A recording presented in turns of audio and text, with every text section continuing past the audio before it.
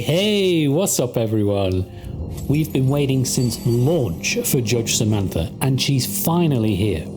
But has she been worth the wait? Spoiler alert, yes she has. I really hope you've still got some polls saved after the collab, because you're going to want to use them.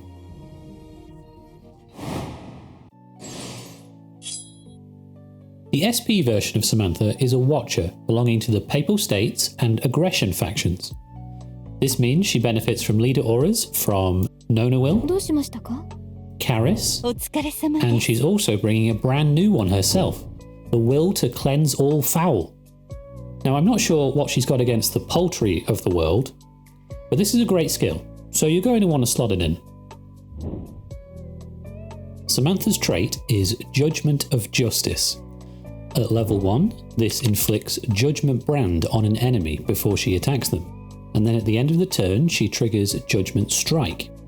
Judgment Strike deals 30% magical AoE damage to enemies that have been branded and dispels one buff from them. If Samantha has the Radiant Watch buff, the damage multiplier increases to 100%. Judgment Brand itself is a debuff that increases the damage and AoE damage that an enemy takes and cannot be dispelled. This is from any source, not just from Samantha herself, so it makes for a really good damage amplifier for your team. Radiant Watch is a buff that lets Samantha passively dispel debuffs every turn from allies within 5 tiles of her, and also grants them the Radiant Blessing buff, which lets them apply Judgment Brands to enemies if those allies are in the same faction as her. They'll gain this buff for 2 turns, so they can move out of her aura and still be branding enemies, meaning Samantha can end up attacking people that are the length of the map away. At level 2, she gains an 8% increase to HP and magic attack. At level 3, she gains a bonus 15% crit chance against branded enemies and will start the battle with the Radiant Watch buff. Level 4 increases the stat bonuses to 16%. And then level 5 is a big one. The crit chance increase goes up to 50%. Her Radiant Watch aura extends from 5 tiles to the entire map, and at the start of every turn, she'll recover 1 energy. This really is a huge power boost. Having her Radiant Watch cover the whole map means that all of your characters will always be benefiting from it, giving them constant debuff cleanse, amping up their damage, and also branding enemies for Samantha to hit at the end of every turn.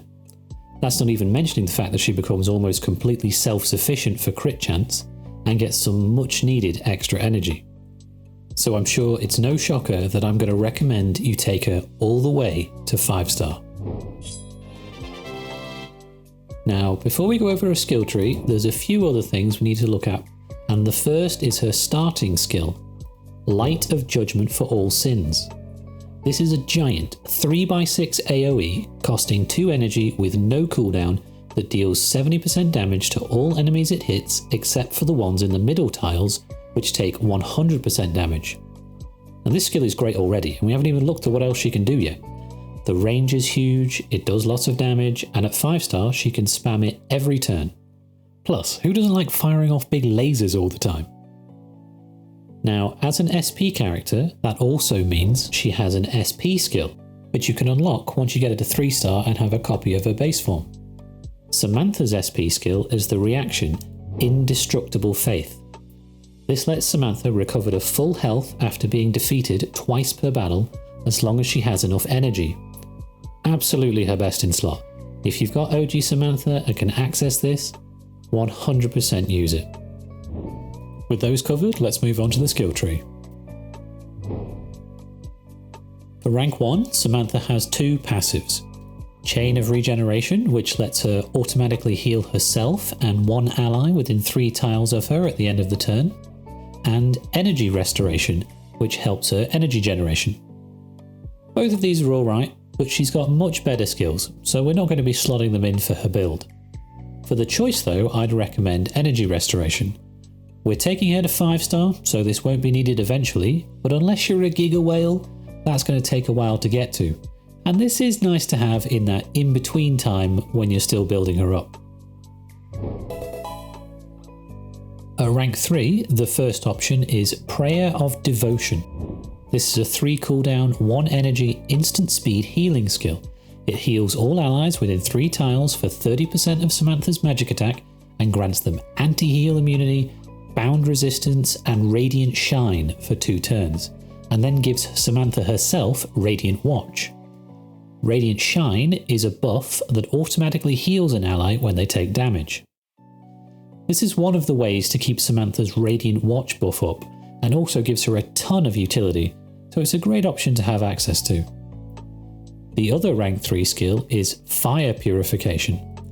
This is a 3 energy, 0 cooldown AoE skill that not only deals damage but also debuffs the enemy with movement down, lowers the range of their range skill, and sets them on fire.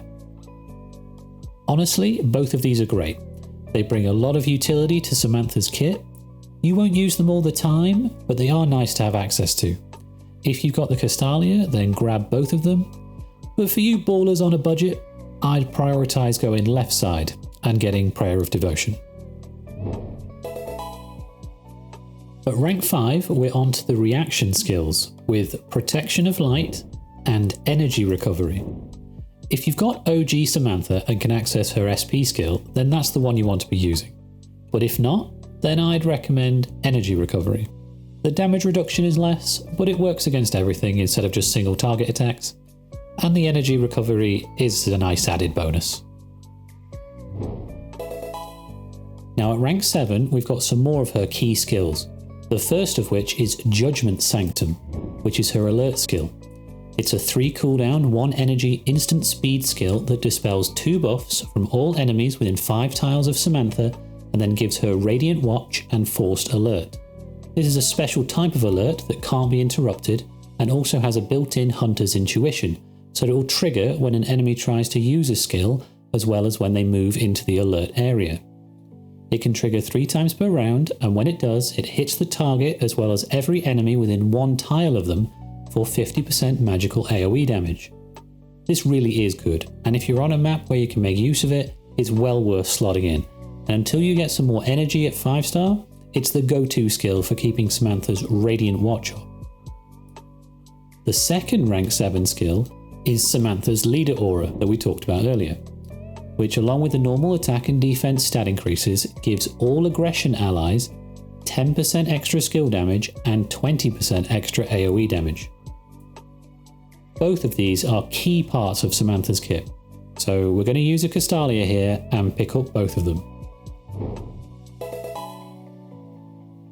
Rank 9 is the upgraded basic attacks, and there's really only one choice here.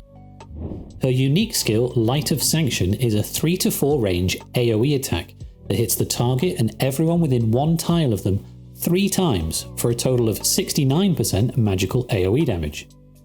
Nice. Having an AoE as your basic is kind of crazy, but it does have a minimum range that can sometimes be an issue if enemies get too close. That's what the big laser cannons are for though. So rank 9, this one's an easy one. We're going left side. We're at rank 11 and the first skill is Crystal Implosion Extra. Here the extra just means power creep. This is the same AoE attack that Karis has, providing magic defense down 3, except here it's on a 2-turn cooldown instead of a 4-turn one.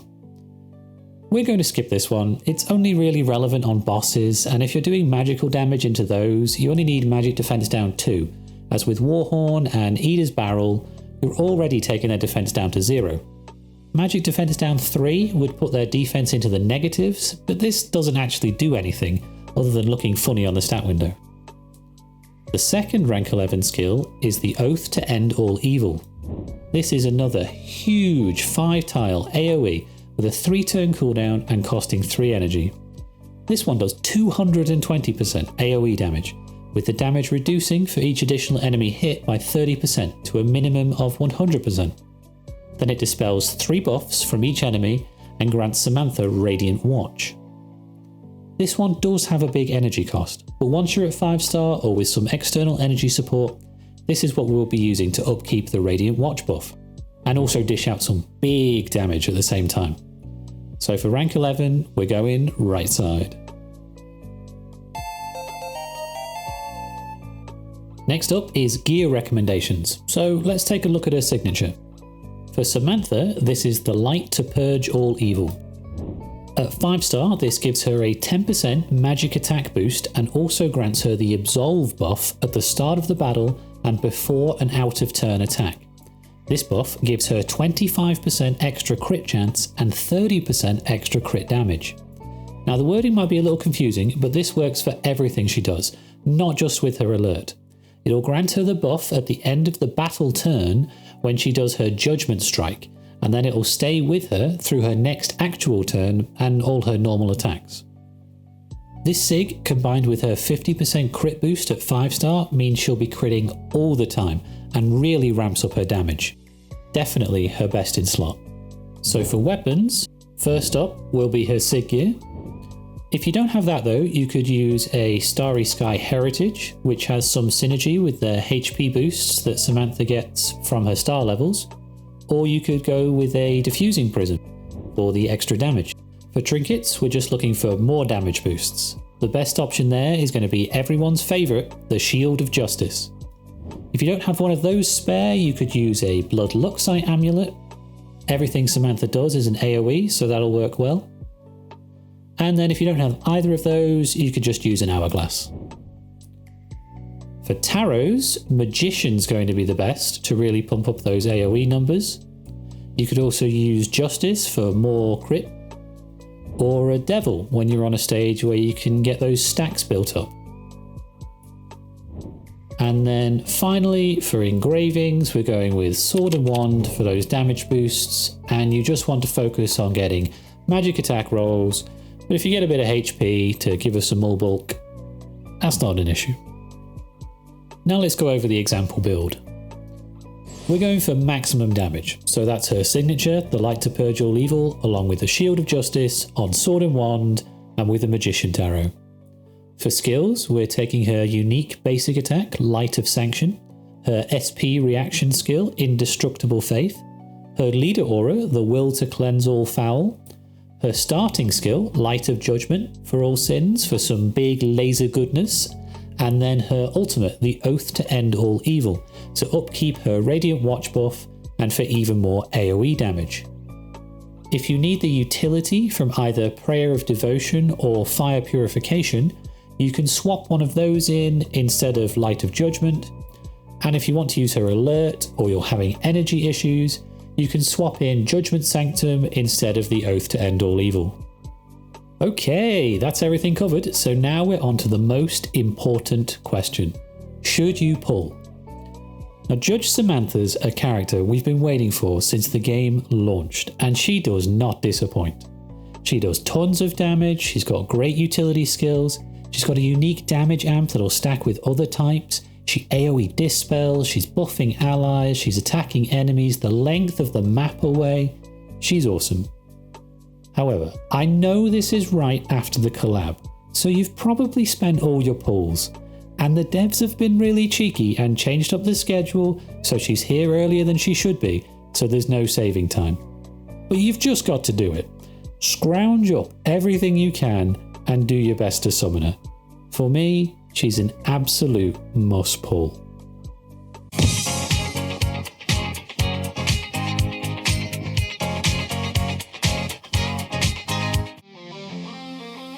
Thanks for watching everyone. I hope you enjoyed the video. Make sure to let me know what you thought in the comments below. Hit that like button, throw out a subscribe, and I'll catch you in the next one.